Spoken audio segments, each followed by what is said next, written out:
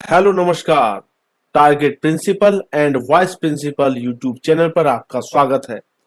आज हम लेकर आए हैं education and child development and pedagogy की तीसरी वीडियो। इसकी दो वीडियो हम कर चुके हैं, जिसमें क्वेश्चन 1 to 50 तक पूरे हो चुके हैं क्वेश्चन। एक वीडियो हिंदी में थी, एक वीडियो इंग्लिश में थी। आज हम आपके लिए लेकर आए हैं क्वेश्चन 51 से 75 तक आपको ये क्वेश्चन देखने को मिलेंगे। तो 25 क्वेश्चन आपके लिए तैयार हैं। तैयार रहें, हम बहुत तेजी के साथ इन क्वेश्चन को करने जा रहे हैं। तो क्वेश्चन नंबर 51 है, आरटीई 2009 के अनुसार उच्च प्राथमिक स्तर मतलब अपर प्राइमरी स्टेज पर कितना शिक्षक छात्र अनुपात होना चाहिए? टीचर स्टूडेंट रेशियो कितना होना चाहिए? आपके सामने चार ऑप्शन है, बताइए इसमें कौन सा आंसर ठीक होगा। तो इसका सही उत्तर है ऑप्शन ए 1:30। चलिए क्वेश्चन नंबर 52 पर चलते हैं हम। निम्नलिखित में से कौन अधिगम मतलब लर्निंग का उत्पाद नहीं है, प्रोडक्ट नहीं है? पहला ऑप्शन है स्किल, दूसरा नॉलेज, तीसरा मैचुरेशन, चौथा है फिजिकल स्ट्रक्चर। तो इसका सही ऑप्शन है मैचुरेशन अर्थात परिपक्वता। So option C is correct. चलते हैं नेक्स्ट क्वेश्चन की ओर। क्वेश्चन नंबर 53, शिक्षण अधिगम प्रक्रिया अर्थात टीचिंग लर्निंग प्रोसेस मौलिक रूप से पूर्ण होता है, फंडामेंटली पूर्ण होता है किसमें? क्लासरूम में, स्कूल में, सोसाइटी में या होम में? तो ये आप सबको पता होना चाहिए। इसका उत्तर है ऑप्शन नंबर ए, क्लासरूम में पूरा होता है। क्वेश्चन नंबर 54, मामूली अनुचित व्यवहार माइनर इन एप्रोप्रिएट बिहेवियर को कम करने के लिए निम्नलिखित में से किसका उपयोग किया जाना चाहिए? मतलब बच्चा कोई थोड़ा सा माइनर इन एप्रोप्रिएट बिहेवियर करता है तो क्या करना चाहिए? ए प्रेज स्तुति, उसकी प्रशंसा करनी चाहिए। बी इनाम देना चाहिए। सी अज्ञानता मतलब इग्नोरेंस, इग्नोर करना चाहिए। और डी सख्ती स्ट्रिक्टनेस दिखानी चाहिए। तो इसका सही उत्तर है ऑप्शन नंबर सी, छोटे मोटे माइनर एंड एप्रोप्रिएट बिहेवियर को हम इग्नोर कर सकते हैं। तो चलते हैं क्वेश्चन नंबर 55 पर। छात्रों की गुणवत्ता का मूल्यांकन करने के लिए किस स्कोरिंग गाइड का उपयोग किया जाता है? Scoring guide use to evaluate the quality of student is called what? Rubrics, checklist, inventories या रेटिंग स्केल्स? तो इसका सही उत्तर क्या है? इसका सही उत्तर है रूब्रिक्स, ऑप्शन नंबर ए। चलते हैं क्वेश्चन 56 पर। निरीक्षण की अवधारणा सबसे पहले किस देश से शुरू की? The concept of inspection was first introduced in which country? Pakistan, Bharat, चीन या इंग्लैंड? तो इसका सही उत्तर है इंग्लैंड। इंग्लैंड में सबसे पहले इंस्पेक्शन की धारणा शुरू हुई। चलिए क्वेश्चन नंबर 57 है, एनसीईआरटी की स्थापना कब की गई? बहुत ही मोस्ट इंपोर्टेंट क्वेश्चन है। एनसीईआरटी की स्थापना कब की गई? आपके सामने चार ऑप्शन है, तो देखिए सोचिए इसका आंसर क्या हो सकता है। तो इसका आंसर है ऑप्शन बी, 1 सितंबर 1961 को एनसीईआरटी की स्थापना की गई थी। क्वेश्चन नंबर 58 है, एनआईईपीए का विस्तारित रूप क्या है? Means what is the full form of NIEPA? तो आपके सामने चार ऑप्शन है, इन चार ऑप्शन को पढ़िए और सोचिए कि इसमें से कौन सा ऑप्शन आपका करेक्ट हो सकता है। कि जो भी हम क्वेश्चन आपको करवा रहे हैं ये केवीएस के प्रिंसिपल या वाइस प्रिंसिपल एग्जाम के लिए बहुत इंपॉर्टेंट है, और दिल्ली एडमिनिस्ट्रेशन का अगर टेस्ट होता है तो उसके लिए भी ये इक्वली इंपॉर्टेंट क्वेश्चन है, और सीटेट के लिए तो क्वेश्चन ये इंपॉर्टेंट है ही। तो 58 आपने ऑप्शन पढ़ लिए होंगे। इसका सही उत्तर है option number T, national institute of educational planning and administration.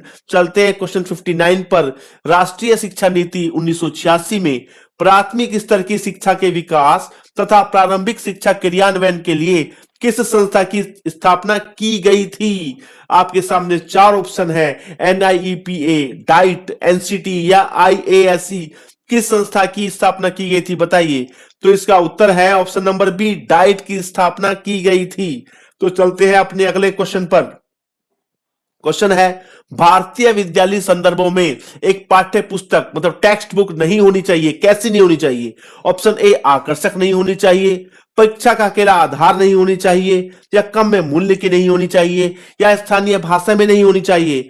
और ये क्वेश्चन जो लास्ट टाइम डायरेक्ट एग्जाम हुआ है वाइस प्रिंसिपल का केवीएस का, उसमें ये क्वेश्चन आया हुआ है। इतना आसान क्वेश्चन है, इसका उत्तर ऑप्शन बी है, परीक्षा का अकेला आधार नहीं होनी चाहिए। तो क्वेश्चन नंबर 61 है, निम्न में से कौन सा बुद्धिमान बच्चे का लक्षण नहीं है? आपके सामने 4 ऑप्शन है, ऑप्शन में पढ़ देता हूं। चलिए, ऑप्शन ए है, वह जो प्रवाह पूर्ण एवं उचित तरीके से संप्रेषण करने की क्षमता रखता है। बी, वह जो अमूर्त रूप से सोचता है। सी, वह जो नए परिवेश में स्वयं को समायोजित कर सकता है। और डी, वह जो लंबे निबंधों को बहुत जल्दी रटने की क्षमता रखता है। तो आप जान लीजिए, रटने वाला बुद्धिमान बच्चे का लक्षण नहीं हो सकता है। तो इसका ऑप्शन नंबर डी ही है करेक्ट आंसर। चलते हैं अगले क्वेश्चन की ओर। शिक्षा का उद्देश्य होना चाहिए। आपके सामने 4 ऑप्शन है, शिक्षा का उद्देश्य क्या होना चाहिए। ऑप्शन ए है, छात्रों में व्यावसायिक कुशलता का विकास करना, छात्रों में सामाजिक जागरूकता का विकास करना, छात्रों को परीक्षा के लिए तैयार करना, या व्यवहारिक जीवन के लिए छात्रों को तैयार करना। तो इसका सही उत्तर है ऑप्शन नंबर डी, व्यवहारिक जीवन के लिए छात्रों को तैयार करना ही शिक्षा का उद्देश्य होना चाहिए। चलते हैं अगले क्वेश्चन पर। एक शिक्षक का बर्ताव कैसा होना चाहिए? ऑप्शन ए है प्रशासनात्मक, बी शिक्षाप्रद, सी आदर्शवादी, और डी है निदेशात्मक। आप सोच रहे होंगे इसका ऑप्शन बी होगा शिक्षाप्रद, लेकिन नहीं, इसका आंसर है ऑप्शन नंबर सी आदर्शवादी होना चाहिए, जिसे हर एक बच्चा फॉलो करे। क्वेश्चन है, गिलफर्ड ने अभिसारी चिंतन मतलब कन्वर्जेंट थिंकिंग पद का प्रयोग, टर्म का प्रयोग किसके समान अर्थों में किया जाता है? तो ये बुद्धि के लिए किया जाता है, या सृजनात्मकता, या बुद्धि एवं सृजनात्मकता, या इनमें से कोई नहीं। तो इसका सही उत्तर है ऑप्शन नंबर बी सृजनात्मकता। इंग्लिश में बोलते हैं इसको क्रिएटिविटी। तो चलते हैं नेक्स्ट क्वेश्चन की ओर। क्वेश्चन नंबर 65, शिक्षक की योग्यता एवं आचरण का सबसे अच्छा मूल्यांकन करते हैं, कौन करते हैं? उनके प्रधानाचार्य, निरीक्षण दल, या उनके शिष्य, या अभिभावक गण। तो इसका सबसे सही उत्तर है उनके शिष्य। चलते हैं क्वेश्चन नंबर 66 पर। बच्चों के संज्ञानात्मक विकास मतलब कॉग्निटिव डेवलपमेंट के संदर्भ में निम्नलिखित में से कौन सी पियाजे की संरचना है? स्कीमा है, ऑप्शन बी ऑब्जर्वेशनल लर्निंग है, अवलोकन अधिगम कहते हैं जिसे, सी अनुबंध अर्थात कंडीशनिंग है, या डी रीइंफोर्समेंट है। तो इसका सही उत्तर है ऑप्शन नंबर ए स्कीमा। तो ये सीटेट 2019 में आया क्वेश्चन है, इसलिए बहुत ही ज्यादा इंपॉर्टेंट बन जाता है। 67 है, स्कूली शिक्षा के निजीकरण के बारे में निम्नलिखित में से सर्वोत्तम है। ऑप्शन ए उचित नहीं है, मतलब ये कह रहा है ऑप्शन ए में कि निजीकरण उचित नहीं है। ऑप्शन बी है आवश्यक है, क्योंकि सरकार शिक्षा का इतना बड़ा भार अपने कंधों पर अकेले नहीं ले जा सकती है। ऑप्शन सी है सरकार का अपने दायित्वों से भागना, और डी उपरोक्त में से कोई नहीं। तो इन चारों में से जो बेस्ट ऑप्शन है वो है ऑप्शन नंबर बी, आवश्यक है, क्योंकि सरकार शिक्षा का इतना बड़ा भार अपने कंधों पर अकेले नहीं ले जा सकती है। आपको इसमें थोड़ा डाउट हो सकता है, लेकिन चार ऑप्शन में से ऑप्शन बी सर्वश्रेष्ठ है।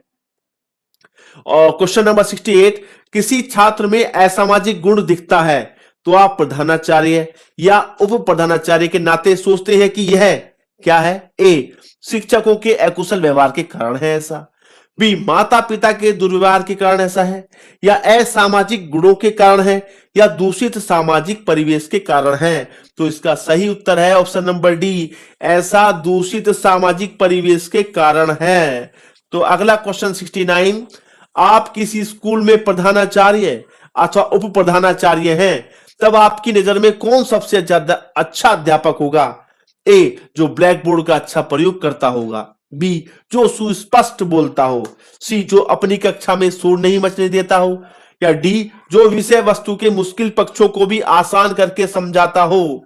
अगर यहां ऑप्शन ई होता ऑल ऑफ द अबव, तो निश्चित ही आप उस ऑप्शन को चुनते, लेकिन वो तो ऑप्शन यहां है नहीं।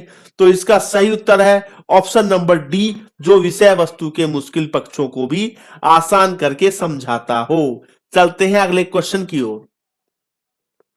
क्वेश्चन नंबर 70, स्कूल अनुशासन के संबंध में निम्न में से कौन सा कथन सही है? तो ऑप्शन ए है अनुशासन शिक्षण अधिगम प्रक्रिया का एक अंग है। बी अनुशासन का उद्देश्य छात्रों को दंड देना नहीं होता बल्कि यह सुधारात्मक प्रक्रिया है। ऑप्शन सी है अनुशासन स्थापित करने के लिए छात्रों को सदैव कड़ा दंड देना चाहिए। ये तो हो ही नहीं सकता खैर, और ये सी नहीं है तो डी भी नहीं हो सकता उपरोक्त सभी। तो ऑप्शन ए और बी में से ही आपको देखना है और इसका आंसर है ऑप्शन नंबर बी, अनुशासन का उद्देश्य छात्रों को दंड देना नहीं होता बल्कि यह एक सुधारात्मक प्रक्रिया है। आते हैं क्वेश्चन नंबर 71 पर। एक ग्रामीण वातावरण में विषय चने के बीज का अंकुरण बहुत अच्छे से पढ़ाया जा सकता है, किस तरह से? ऑप्शन ए है समुदाय के किसानों से सहायता मांगकर, बी चने के बीज के अंकुरण पर प्रयोगशाला प्रयोगों द्वारा, और सी है मॉडलों द्वारा चने के बीज का अंकुरण दर्शाकर, और डी है चने के बीज पर एक फिल्म शो के आयोजन द्वारा। और ये क्वेश्चन केवीएस के वाइस प्रिंसिपल के 2018 के एग्जाम में आया हुआ है। तो इस क्वेश्चन को आपको जानना बहुत जरूरी है कि इसका आंसर क्या होगा। तो इसका आंसर है ऑप्शन नंबर सी, मॉडलों द्वारा चने के बीज का अंकुरण दर्शाकर। तो चलते हैं अगले क्वेश्चन की ओर। क्वेश्चन नंबर 72, पाठ्य चर्चा अर्थात करिकुलम के निर्माण में मुख्य रूप से किस बात का ध्यान रखा जाता है? ए छात्रों के परिवेश का, बी शिक्षण विधियों का, सी शिक्षा के उद्देश्यों का, और डी पाठ्य सामग्री का। तो इसका सही उत्तर है शिक्षा के उद्देश्यों का ध्यान रखा जाता है जब करिकुलम का निर्माण किया जाता है। क्वेश्चन नंबर 73, निम्नलिखित में से कौन सी लॉरेंस कोहलबर्ग के द्वारा प्रस्तावित नैतिक विकास मतलब मोरल डेवलपमेंट की एक अवस्था है? ऑप्शन ए है प्रसुप्ति अवस्था, लेटेंसी स्टेज, बी सामाजिक अनुबंधन अभिविन्यास, द सोशल कॉन्ट्रैक्ट ओरिएंटेशन, सी मूर्त संक्रियात्मक अवस्था, कॉन्क्रीट ऑपरेशनल स्टेज, और डी है उद्योग बनाम अधीनता अवस्था, इंडस्ट्री वर्सेस इंफीरियोरिटी स्टेज। तो इसका सही उत्तर है ऑप्शन नंबर बी, सामाजिक अनुबंधन अभिविन्यास अर्थात द सोशल कॉन्ट्रैक्ट ओरिएंटेशन। चलते हैं क्वेश्चन 74 की ओर। 74 क्वेश्चन है बच्चों को संकेत देना तथा आवश्यकता पड़ने पर सहयोग प्रदान करना निम्नलिखित में से किसका उदाहरण है? ए प्रबलन रीइंफोर्समेंट, बी अनुबंध अर्थात conditioning, C modelling, and D पार ढांचा अर्थात इसके फोल्डिंग। हिंदी इंग्लिश दोनों में ऑप्शन दिए गए हैं क्योंकि ये टेक्निकल टर्म है। तो इसका सही उत्तर है ऑप्शन नंबर डी, इसके फोल्डिंग, पार या ढांचा। तो आज की वीडियो का अंतिम क्वेश्चन आता है क्वेश्चन नंबर 75, सरकारी स्कूलों में शिक्षा के स्तर को ऊंचा उठाने के लिए कौन सा सुझाव सबसे उत्तम है? ए उत्पाद की गुणवत्ता में कमी को अध्यापक की लापरवाही से जोड़ना, बी अध्यापकों पर शिकंजा कसने के लिए नए कानून बनाना, सी मूल्यांकन प्रक्रिया में सुधार, या डी उपरोक्त सभी। तो इसका सही उत्तर है मूल्यांकन प्रक्रिया में सुधार। यदि आपको हमारी वीडियो अच्छी लगी हो तो हमारा चैनल सब्सक्राइब कीजिए, इस वीडियो को लाइक कीजिए और इस वीडियो को हर उस शिक्षक के पास पहुंचाइए जो प्रिंसिपल या वाइस प्रिंसिपल की तैयारी कर रहा है। आप सभी का बहुत बहुत धन्यवाद।